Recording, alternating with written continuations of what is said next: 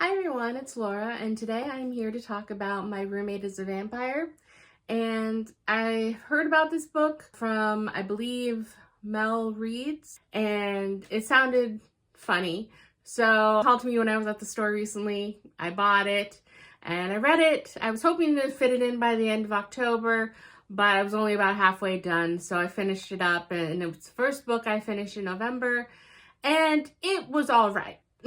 Not as good as I had hoped, but the story is about Cassie, and she is an artist.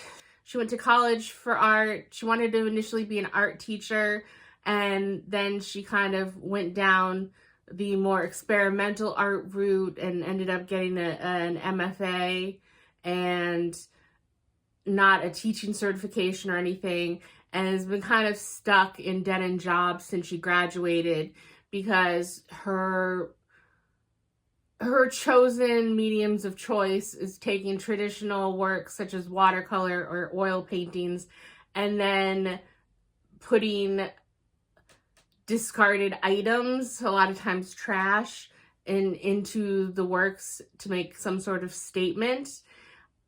I am not an artistic person, so I don't pretend to understand a lot of that aspect of it. But as a result of she being turned down for a lot of jobs, she currently has a part-time job at a library and a part-time job at a coffee shop. And she is getting evicted from her current apartment because she hasn't been able to make rent. And so when she sees an ad, her friend shows her an ad on Craigslist.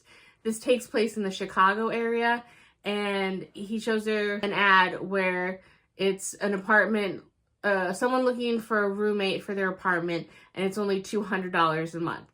Well, the area that the apartment is said to be located in is more of a high-end, upper-class neighborhood, so it seems kind of really sketchy. But beggars can't be choosers, and she could finally kind of catch up on some of her bills and her student loans and everything if she could get by with paying only $200 a month in rent. So against her better judgment, she decides to reply to the ad and gets almost an immediate response and asks to come see the place. And the place is very odd. It seems it's a beautiful apartment, but it seems kind of, for someone who's an artist, to have a very unusual assortment of items and dark, foreboding walls, but then, like a taxidermied head of an animal, and then candelabras, and just like an odd assortment of things. And she meets the guy and just notices how attractive he is. He seems to be in his mid-30s, and she decides to go ahead and rent the apartment, or rent the room in the apartment. And then, so she moves in. He has told her that he keeps very strict hours, that you can't go into his bedroom or go into the closet at the end of the hall. Those are off limits, and that he sleeps during the day, and he'll often be away for work in the evening and night. So they might be more kind of ships passing in the night. And she is fine with that, so they agree, and she almost immediately notices something's off when she moves in, because she goes to, before her first shift, she goes to the kitchen to make something. She had bought simple items to make spaghetti, like a pasta dish, and there's no cookware anywhere in the kitchen. And so she asks him about it, and he seems perplexed. And so that, in his unusual way of speaking, it gets weirder and weirder and weirder. And eventually it comes out that he's a vampire, and that basically he was looking for a roommate because something happened, and he's basically kind of been asleep for 100 years. And he's looking for a roommate to help him acclimate to the current times. And that was the initial intent of the roommate posting. And then a romance forms between them, and hilarity is supposed to ensue from seeing him and his old-fashioned sensibilities in the modern day world.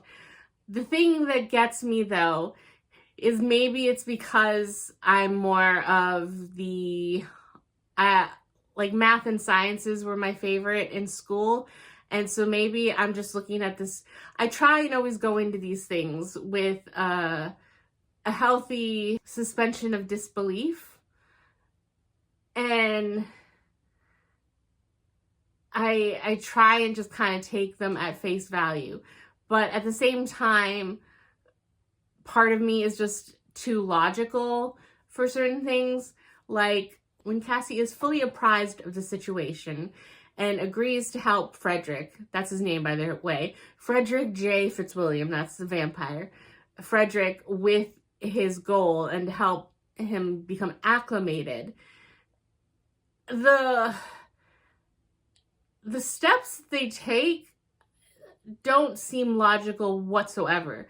One of the first, I mean, they meet at the coffee shop, at a coffee shop she works at one point, and he gets firsthand experience of how to order a coffee in modern day society, and it doesn't really go that great.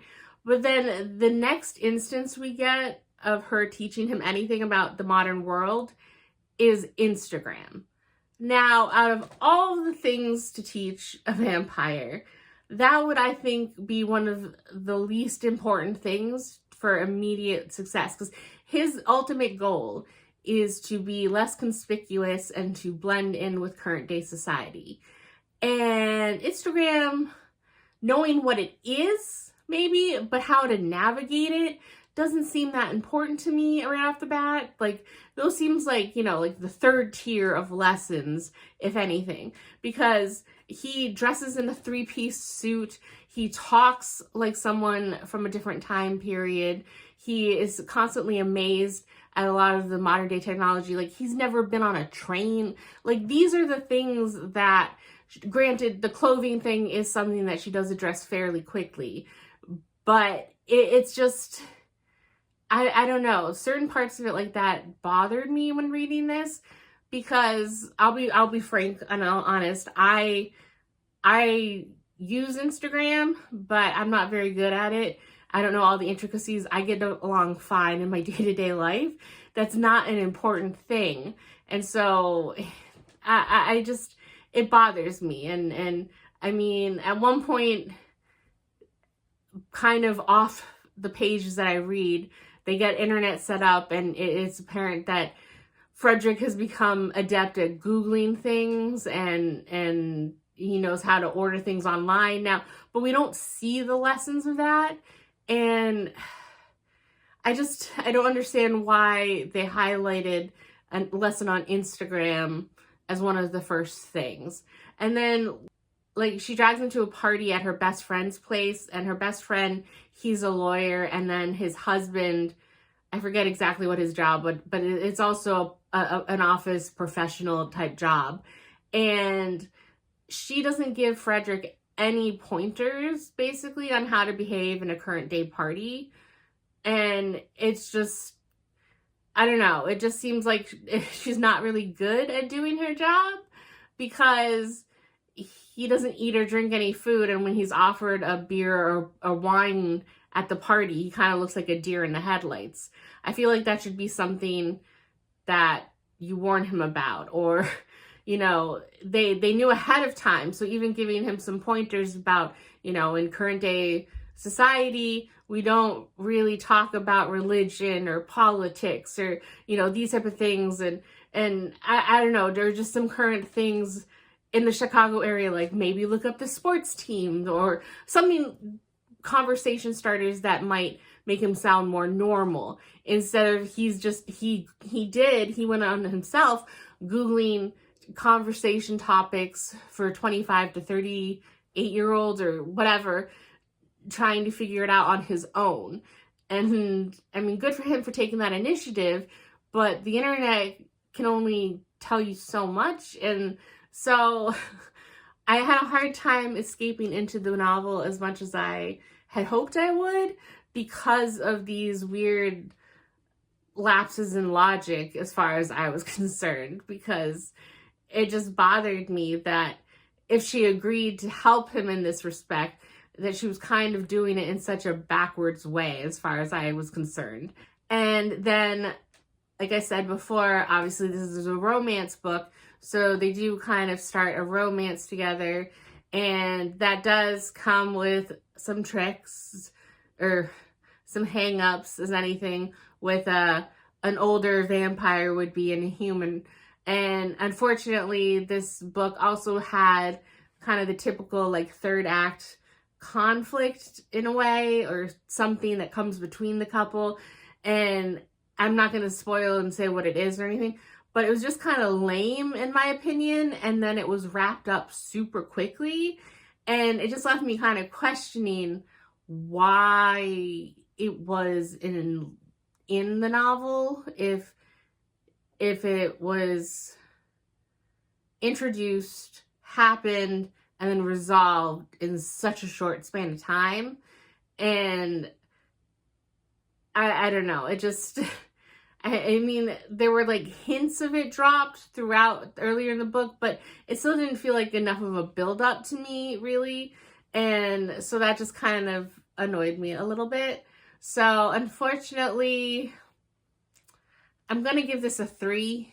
I was initially hoping maybe like a 3.5 or something, but I think I'm going to land on 3 just because I've said before that I eat up anything that has to do with vampires, witches, or werewolves, and because I'm always curious to see people's take on those paranormal creatures and the lore in these different, what the author is going to make of those supernatural creatures. And so learning more about what being a vampire means in this universe, I was curious about. And unfortunately, we didn't go into a lot of detail. I mean, he drinks blood, and then they sprinkle in about some of the special abilities that vampires can get, but I don't know. It wasn't as fun as I had hoped it would be. So I'll give it a 3. I still have yet to decide whether or not I'm going to keep this. So I'm going to put it to the side and probably over the next month decide whether or not I'm going to unhaul it or try and make room for it on my shelf. That's all I have for this video, and I will see you in the next one. Bye.